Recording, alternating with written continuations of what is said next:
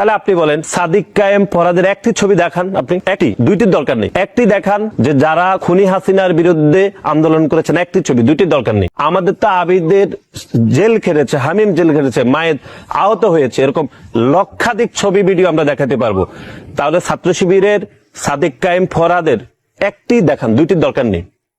বরং আমরা ছবি দেখতে চাইলে দেখি যে সাদিক কায়েম ছাত্রলীগের সাথে মিছিল করেছে, সেই ছবি আছে, ফরহাদের কমিটির ছবি আছে, আওয়ামী লীগের ছাত্রলীগের বিভিন্ন পর্যায়ের নেতা কর্মীদের সাথে তাদের ছবি আছে। একটি ছবিও আপনি দেখাতে পারবেন না যে গণতান্ত্রিক বাংলাদেশ প্রতিষ্ঠার স্বপ্নে খুনি হাসিনার বিরুদ্ধে জনাব ফরহাদ অথবা জনাব সাদিক কায়েমের একটি ছবি আপনি দেখাতে পারবেন না।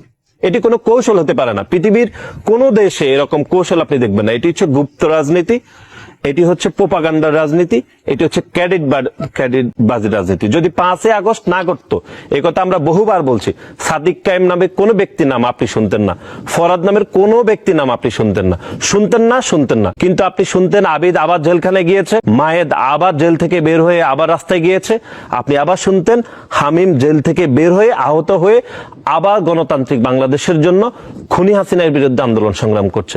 আপনি ফরহাদ তারপরে সাদিক কায়েমকে দেখতেন আওয়ামী লীগের মিছিলে, ছাত্রলীগের মিছিলে, সেখানে আপনি দেখতেন। আবার যদি 5 আগস্ট সফলভাবে সম্পূর্ণ না হতো, আপনি সেটাই দেখতেন।